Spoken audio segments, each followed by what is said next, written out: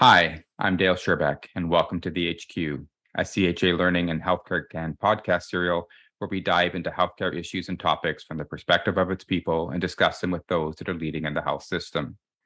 Together, we'll try to unpack these topics and learn what actions are being taken to innovatively solve them today.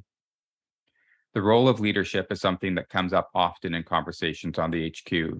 After all, leaders and leadership play a critical role in enabling so much of the change, the initiatives, and the innovation we talk about. That is certainly true of both equity, diversity, and inclusion work, and of creating psychologically safe and inclusive spaces and cultures. So while leaders may be at the heart of so much, and so much depends on leadership and leaders, in most traditional structures, leadership can also feel like a very solitary role, in part because of these structures, especially the rigid hierarchical structures that we inhabit and often inherit when we take on these new leadership roles. They themselves create power barriers. It's a context many didn't choose, and I certainly hear from colleagues and peers and our HR leaders across the country how isolated they can feel and how empowering and energizing it is to feel connected to others who may be dealing with the same issues and needs. COVID has likely magnified that for many as doors have been closed and people work more distantly from home. At the same time, some leaders have needed to become more linear and focused on their organizations and teams with a kind of inward focus as they have dealt with the home fires of uncertainty and change that can be so magnified in any crisis. So today, we will discuss how leadership has changed the past couple of years, how many leaders have adopted, at least for periods, but longer for some, command and control styles, and we'll discuss what the impact of that is on both their teams, but also on the leaders themselves, and what is the path through and out of this moment we all find ourselves in. To discuss this, I'm joined by Neil Pretty, CEO and co-founder of Aristotle Performance. Neil describes the start of his own leadership journey beginning when he was 13 years old in Army cadets. He has held positions of leadership ever since then and started several businesses and led many teams as a result. Neil moved into the corporate space first as a coach, then specializing in working with high potential leaders who struggled with destructive and even toxic behaviors. His practice evolved into team and organizational development and has been on the leading edge of developing at-scale solutions for increasing psychological safety from the earliest days of the pandemic. Together with his team, they work with organizations all over the globe and are the America's partner of the Fearless organization. The opportunity to rehumanize the workplace while enabling leaders and teams to create conditions for success has become his calling. Hi, Neil, and welcome to the HQ. Thanks for having me, Dale. I appreciate being here. Yeah, thank you for joining us today and sharing your perspectives on this. So, Army cadets. Perhaps we could start the conversation there with your sharing your own leadership journey and how you got here. Yeah, I mean, it was a really interesting transition into that space. My father was a firefighter for many years. Ended up retiring after 37 years as a firefighter.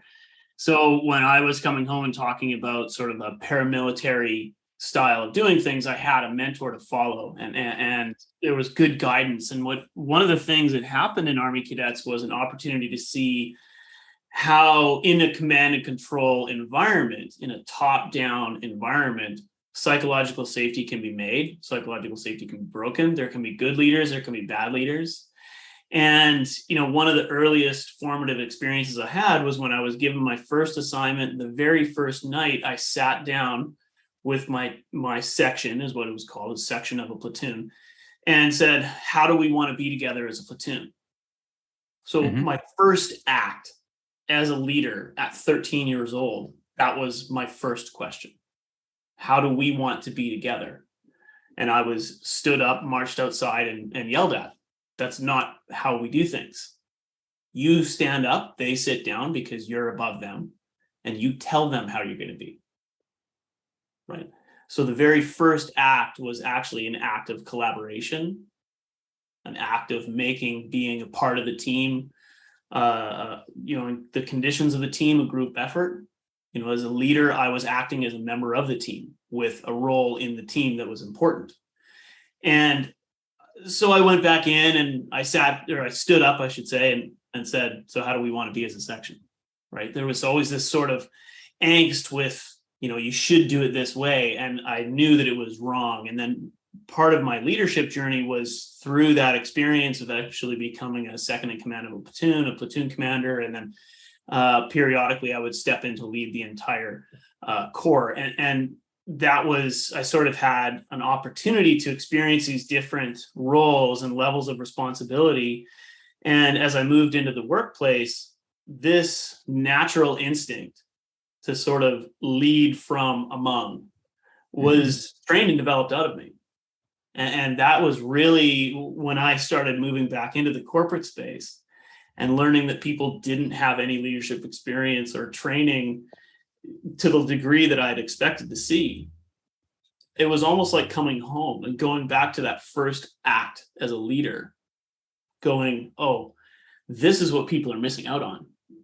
They're being trained and developed to command and control, because that is what we sort of naturally tend to as leaders when we're put into a position of anxiety.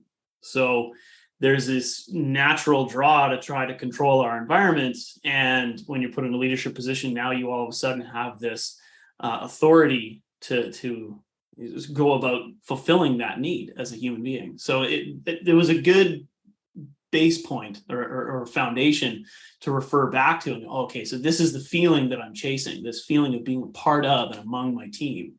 And that was a great lesson, and there's been some very hard moments in that journey. I mean, I've led several hundred teams all over North America, and you make a lot of mistakes and there's a lot of learning when you lead that many people.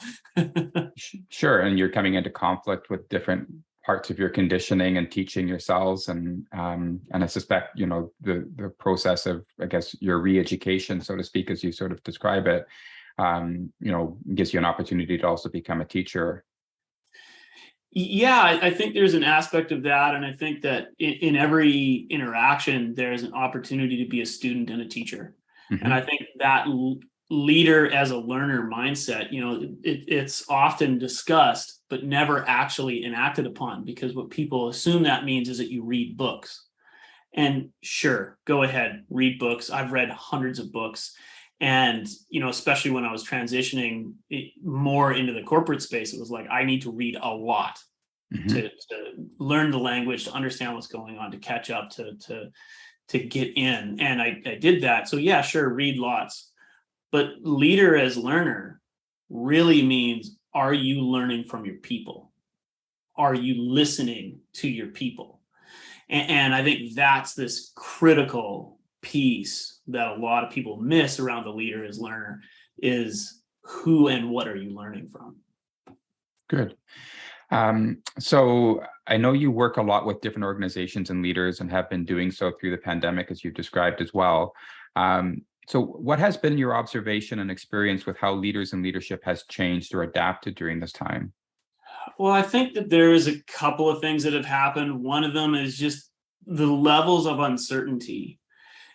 Uncertainty absolutely drives fear.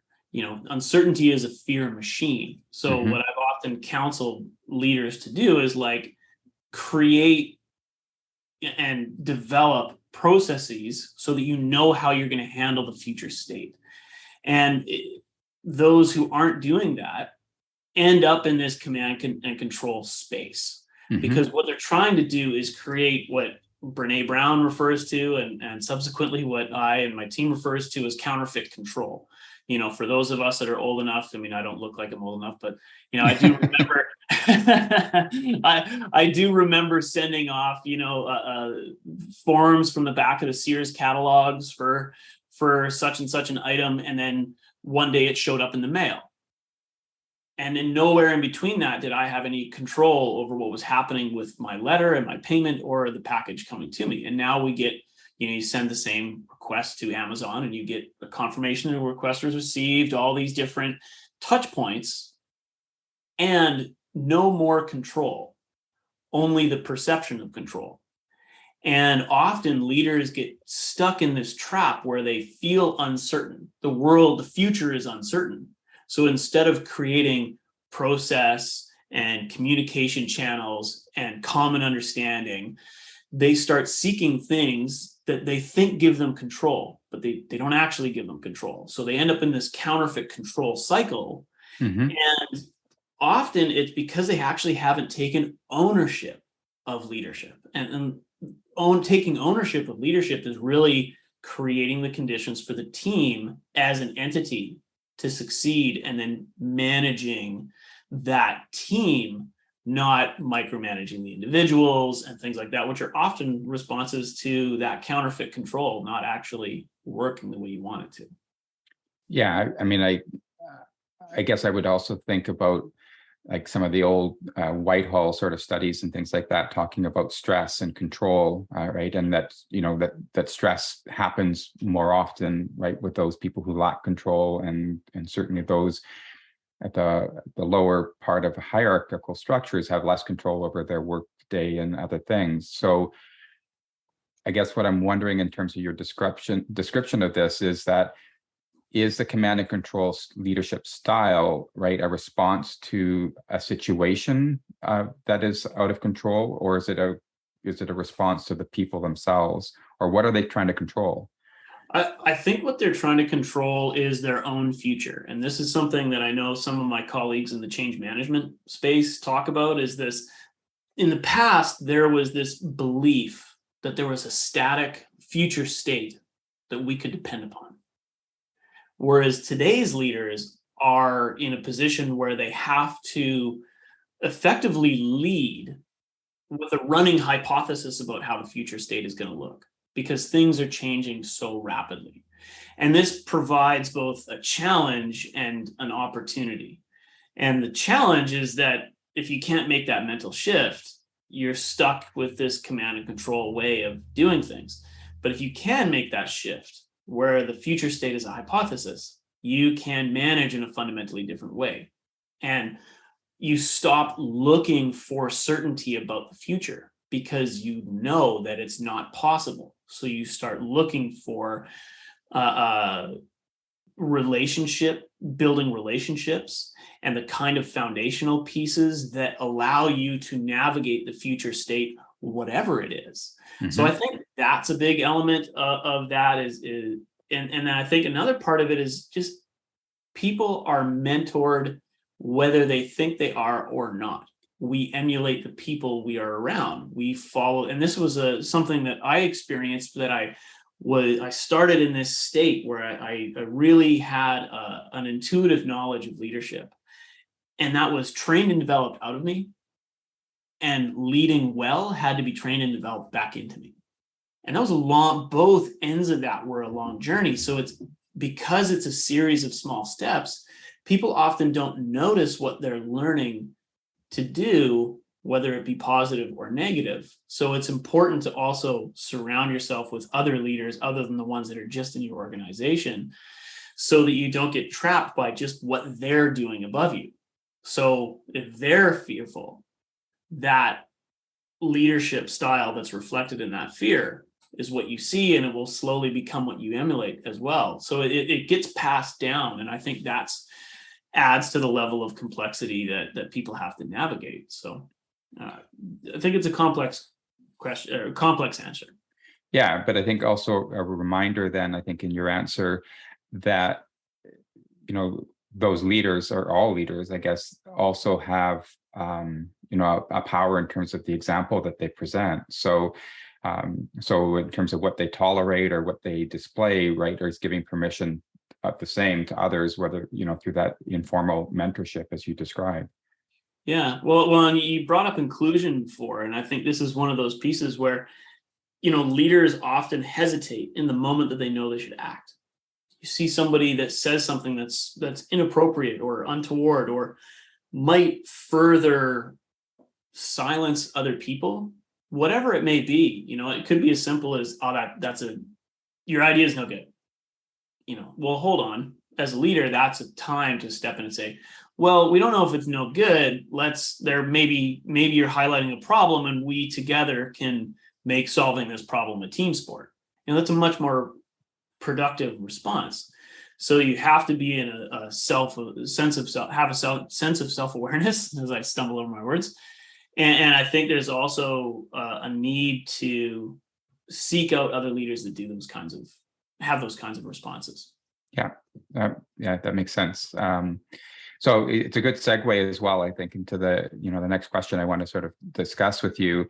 As we talk about, I mean, one is, we're two white men sitting in the room having this conversation, so I'm very sensitive to our own position of privilege, and we certainly can't speak for all leaders. But for that reason, we have been exploring, as you say, EDI through an extended series on the topic, and we're gaining different perspectives along the way, including the role health leaders have to play in creating and fostering that safe and inclusive workspaces. So beyond what you've just shared around, surrounding themselves with other leaders, I mean, what is your perspective on this and the role that leaders do play in this? I think the number one thing that a leader can do to create the conditions for inclusion on their team is create relationships with the people on their team. And when I say that, I really mean it. I mean, like, you have to spend the time. You have to invest the time. Some people, it's going to be 3 months. Some people, it's going to be 3 years before you have the kind of relationship foundation where they're really ready to come to you. The extension of that is encouraging your people to have relationships with each other. Because one of the things that's interesting about the research around inclusion and diversity is that without relationship, the inclusion and diversity of any kind doesn't get capitalized on. And when I hear the word capitalized, I don't think make a bunch of money from. I think those people having the opportunity to come to work with their whole selves. That's really, they're contributing, and people get meaning from, really, in my mind, two things: the things they take responsibility for and the sense of contribution they have. So that relationship, those one-on-one relationships that expand into the team having relationships with each other, provides a foundation for higher quality feedback and higher quality interactions in general. But then they start bringing their whole self. So now all of a sudden those experiences are welcome. Now more people with more experiences are more welcome. So I think that part of leadership is so underrated that, and it can be a long tail effort. So you don't get immediate feedback. And I think that's one of the challenges with leadership as well, is that the things that make a good leader don't get immediate feedback. They're not measured quarterly. They're rarely measured at all. But they're the thing that make good teams. So if as a leader, you're not investing that time, you're going to be working overtime, doing other things to try to make up for it. So it's a long tail effort, but if you don't put it in, it's going to cost you in the end. And I think one of the things that gets cost is this inclusion and diversity aspect, because like you say, we are in a position of privilege, and we would be really missing the mark if we weren't able to at least acknowledge that. And what do you do about it? You have to get to know people. So, I mean, this is maybe somewhat of a rhetorical question, but if the role of a leader is to get to know people, to build those relationships, how does that, I guess, get reflected in a healthcare organization where very commonly a nurse leader, for example, has a span of control of over 300 people? So, I mean, Yeah. I mean, you're making a really good point. And I think one of the things that, so take this situation, for example. One of the things I always say about feedback is that if you want to offer someone feedback, you need to invite feedback from them at least 5 times first, and demonstrate to them how you want feedback to be received. So you have to have the courage to ask, the courage to listen, and the courage to respond in a way that demonstrates what you hope they will also respond with. So in those situations, I mean, 300 people is not a team. There's going to be sub-managers and things like that. That's a span of control is different than a team in and of itself. But in those situations, you can rapidly create the conditions for someone to see, oh, my thinking is welcome here, because my leader's asking for my feedback. and they're not saying things like, oh, good job, oh, that's a great idea. They're saying, I appreciate the courage it took to give me that feedback. How would you like to handle this? I appreciate the curiosity. I appreciate the thoughtfulness. It's like, what do you appreciate about that person that tells you more about who they are, but also in that relationship building, but also encourages them to give you more meaningful feedback back to the leader as learner component. So, if you want to develop a relationship with somebody, the first thing you actually do is become curious about them. Yeah. I agree. And we've certainly been hearing a lot about the importance of curiosity as an important leadership skill and around inviting that inclusive space. So, we've talked a little bit about the command and controls style, but do you see other leadership styles sort of being more formally expressed, or as you might sort of define them yourselves, that support or hinder, the move towards equity, diversity, and inclusion?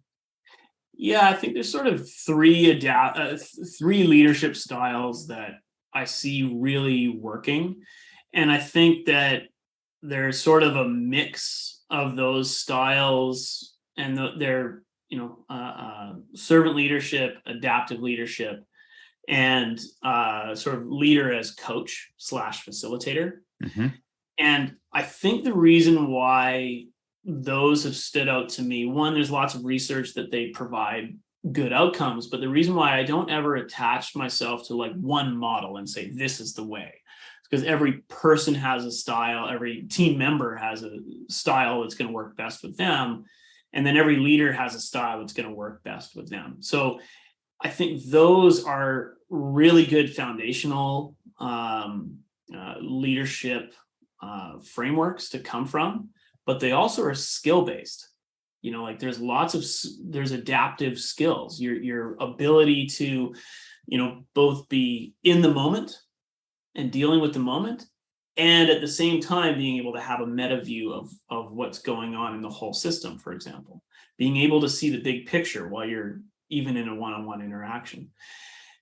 That's an adaptive skill. And for example, during COVID, that's very, very during that time and subsequent time now, it's very important to be able to do that. Coaching, for example, coaching is a skill. And one of the things that leaders get sucked into is having the right answer. Mm-hmm. Instead of coaching the person. And it's, some jobs, some work, and some environments naturally push people more towards having the answer. So can you coach in that environment? Well, it takes a lot more strict discipline on oneself to be able to do that in that environment. And is it appropriate? Do you have the relationship for it? So you can't say, oh, go be leader as coach and coach everyone. Not everybody wants that. It's not always effective, especially if you don't have skills for it. That's a highly skilled profession, where even within the profession, there's lots of people that aren't that good at it. Mm-hmm. So it's a skill. So if you think that's the framework, go get more skills in it and practice it and become good at it, and then blend it with some of these other frameworks. So I think it's, what is the outcome that you want for people? And I think that's more the framework that I'm attached to, is the fundamental belief as a leader that the person you're leading can be more than they see for themselves. Mm-hmm. And I think if you come from that space, you can lead better no matter what. Yeah, I think that is the goal. So, and if we acknowledge then that through the pandemic that many leaders have adapted to assume a command and control style and approach, what is the impact of this style on staff, psychological safety, and ultimately the leaders themselves? Yeah, well, it's interesting that you mentioned this, because I read an article that was teased out some high level data from some research that was discussing the various generations and how they had being effective during the pandemic and what levels of burnout were. And the millennial generation was actually the generation that had the most high performing teams. So they were creating good team conditions, and they tend to lead from this more adaptive coaching style, more servant style. They tend to lead from that. And Gen X and above tend to revert to this command and control environment or their condition as a leader. Millennials were also the ones with the highest level of burnout. So they're creating team, high performing team conditions where there's lower burnout, and the people above them are having lower burnout, but they're reverting to command and control and ultimately creating the conditions for more burnout. So you might also be able to argue that coaching style took a lot more effort because they were probably picking up the ball as a leader, navigating mental health and things like that when there wasn't enough professionals from the appropriate positions to do that work. So I think there's a couple of things going on there, but ultimately I think that command and control style tended to be more in the older generations, and as a result burning out more people. And certainly anecdotally I would have said that was also the case. So it's protective of the leader themselves, but not of their teams, I think is what you're saying. Yeah, I think that's a good way to summarize all of that. Yeah, it absolutely, the command and control, that counterfeit control, those pieces. I mean, they're very inward focused. I need what I need, and forget what you need because I need to survive this moment too. Becomes the narrative. So, do you see this pendulum swinging back, or is this unleashed sort of the inner demon that's inside so many of these leaders? Well, here's the problem. Okay, so I had someone challenge me about a year ago to write an essay around why psychological safety wasn't necessary. And it was actually quite easy, because the answer is you don't. You can operate from a command and control and absolutely produce results for a period of time and in certain conditions and all these kinds of things. And what other consequences come from that? People are going to hide mistakes. So eventually there will be some kind of catastrophe that you could have avoided. It doesn't have to be the Challenger spaceship. But if you're in the finance industry, for example, and you're running with command and control, and your people aren't reporting into you mistakes or problems that they're identifying, those are considered fraud. So now you've led a team that's committed fraud, whether it was by accident or on purpose. It doesn't really matter. It's framed the same way. So sure, it works, but it comes at a cost. And it can come at a personal cost too. And I think that's where I see leaders really struggling, is it command and control style can come at a personal cost, because I don't know anybody who wakes up in the morning and goes to work with the intention and hope that their people go home feeling like crap about themselves. So where's the breakdown? So I think there isn't necessarily a pendulum shift away from command and control. I think there is a wish and a hope that people have these more adaptive servant coach style leadership that are meaningful. But I think people are rewarded for a command and control style of leadership. And I think leaders are massively, massively undertrained. And when we're talking about the medical field, for example, we have brilliant, really exceptionally brilliant people with amazing expertise, but not necessarily leadership expertise. So do we see leadership as a separate skill and train and develop people accordingly? And the answer is, most commonly, no. We put people in a leadership position and hope it goes okay. Mm-hmm. Yeah. And then I think as we might be saying as well, right, is that there's this fallback or learned position of command and control in the moment when there are stressors or crisis, as we define it in a larger context. And so, given that they haven't been trained in many cases, right, the move into a command and control style of leadership, as we might define it, is not intentional. It's right, they've adapted, so to speak, themselves. And so it's not maybe their natural posture. They see results, right? They're getting positive reinforcement, as you're saying, that they're doing the right thing and therefore should continue to do that. Meanwhile, their teams are,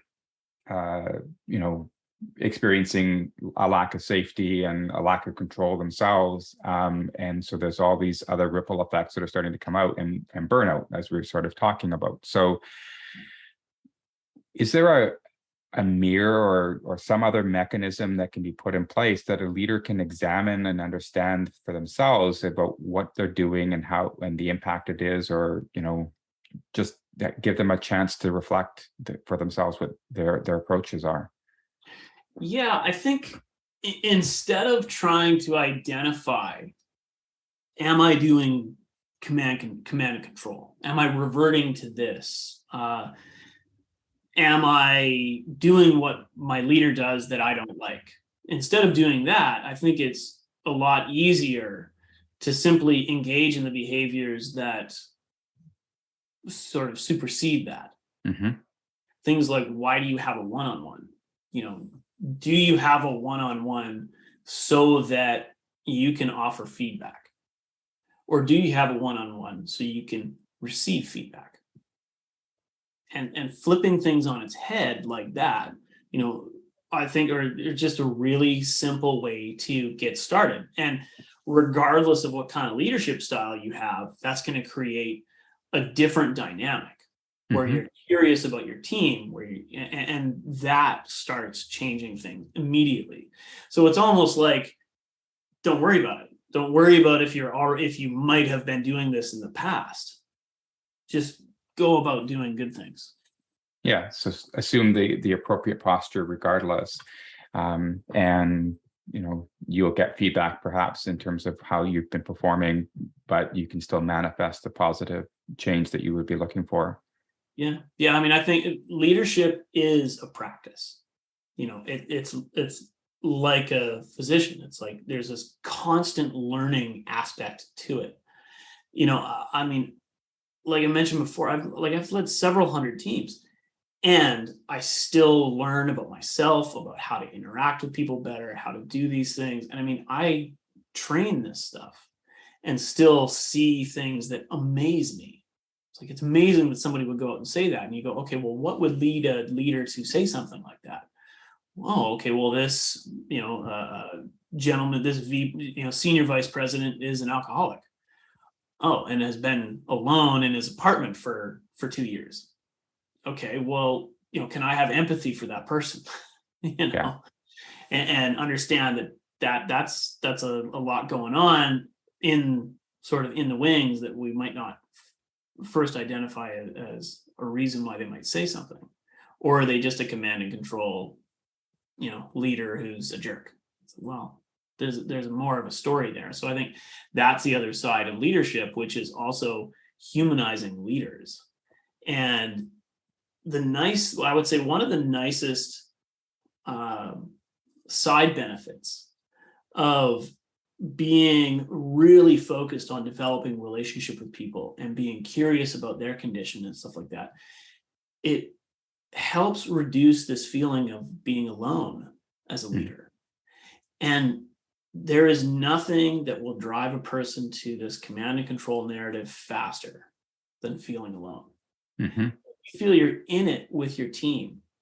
If you show that you're in it with them, now you have a team. You're a part of a team as opposed to alone. And I think that's one of the biggest things that leaders miss out on, is the opportunity to feel a part of something themselves and to shed some of this burden. Because it's like, coach people, do performance reviews, do salary assessments, do all this stuff. And it's like, most of it is management.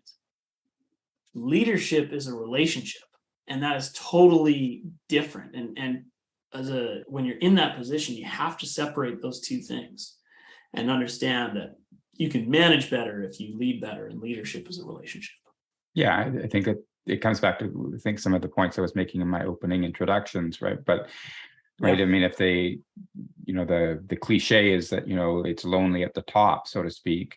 Right. I think what you're arguing for, right, is that, don't sit at the top, right? Sit among, right? I think back to your story as well. And then you gain those relationships and the solidarity of belonging. Yeah. Yeah. I mean, we're talking about like Jack Welch is quite famous for the CEO of GE, longtime CEO of GE, is quite famous for saying, I don't understand leaders that say this. You surround yourself with good people and you never have this issue. Of course, for Jack Welch, he gets to surround himself with whoever he wants. But what's interesting is that, like, when I mentioned that I traveled around and I led lots and lots of people, and never once did I have a team full of people that weren't interesting, amazing human beings. And there's a Lincoln quote, I don't like this man, therefore I must get to know him better. Mm-hmm. If you find people boring, it's not because they're boring, it's because you're not curious.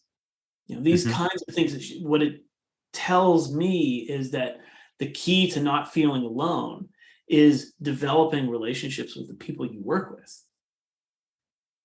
If they're a member of your team, it's like, sure, there are boundaries. But if you want a relationship to be meaningful, push the boundaries out appropriately, and you get to have that work environment where you don't feel like you're facing the world alone. Yeah, and you're talking about taking down walls, or in other languages we've heard in other spaces about being vulnerable, right? Being open and accessible. So yeah, and I think that approachability and in the medical field, I mean, approachability is really key to creating good team conditions. And this is one of those pieces where approachability isn't having an open door policy, because just because you have an open door doesn't mean people walk through it.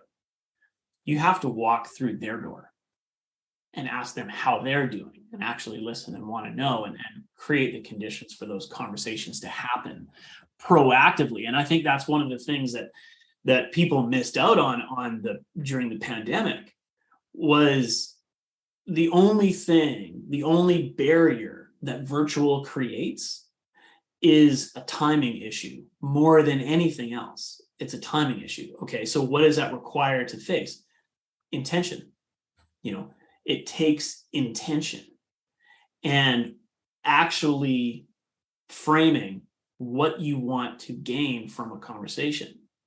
And I think that's where people misfired on the pandemic and just working from home in general. It's like, it doesn't suck more or less. It's different, and different requires intention to understand and navigate successfully. yeah, I think it's a great bit of insight for sure. I mean, I think it's, we're moving away from the organicness of the water cooler sort of approach to relationship building, to the intentional part of it. So those people are still there, right? You're not going to run into them in the hallway, obviously. Right. Yeah. And it's like, just because it's hard doesn't mean we don't try to do it.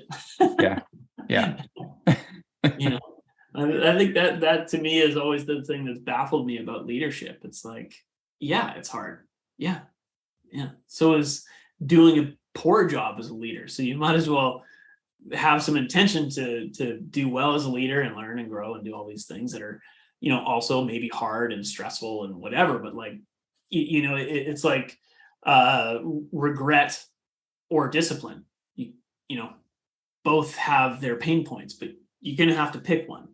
Mm-hmm.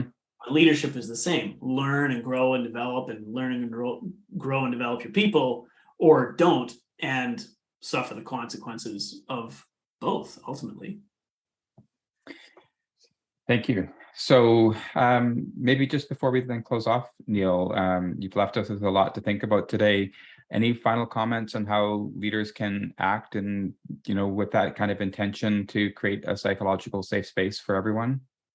I think one of the things that leaders can do is measuring psychological safety and talking about it with their teams is easy, pretty low time commitment. and huge positive outcomes. And I think those are the kinds of conversations that lead to teams that understand their team process better. And you're able to effectively crowdsource ways of working better together. And if you create the conditions and the time and the opportunity to talk about those things, productivity goes up, collaboration goes up, inclusion and diversity goes up. All these other things happen naturally instead of feeling like you're pushing a boulder up a hill. And I think that's one of the things that I can recommend is as you build these relationships, build cooperative agreements, make the team's success the team's job, you're able to have a completely different kind of experience in the workplace and produce all these fantastic outcomes and navigate an uncertain future. And I think that's what leaders need to be focusing on and doing. And, it's okay too to be imperfect. And I think that's the other side of it is leaders there's a lot that's put into leaders' backpacks. There's a lot of burden put on leaders and expectations put on them without a whole lot of training. And that's something I would recommend for higher levels, above those sort of frontline leaders is what are you putting into their backpack that's taking them away from developing relationships with your team that should be handled by somebody else. And if you're able to create the conditions for leaders to invest in relationship, your organization will succeed more. Your people succeed more. Like there's this huge upswell of positive things that happens in an organization, and it's easier and there's less burnout. And I think that's one of the things that I'm starting to move towards in our work is creating the conditions for this success without burning people out more. How do we do all this and take stuff off of people's plates instead of putting more on their plate? Very good. I appreciate those final comments, and I think you'll give people places to pause and reflect and think about what they can do more to take some of the garbage out of their backpacks and make space for the things that matter. But those relationships and that time and that intention, clearly the most important part. So thanks for joining us here today on the HQ, and hope to talk to you again. Excellent. Thanks for having me, Dale. Thanks, Neil. You've been listening to the HQ, and I'm Dale Sherback, your host. You can find this and other future episodes on the CHA Learning website, Apple Podcast, or Spotify. We'd love to hear what you think, so please follow us on our other social media channels. Thanks for joining us in this discussion today. Please join us next time.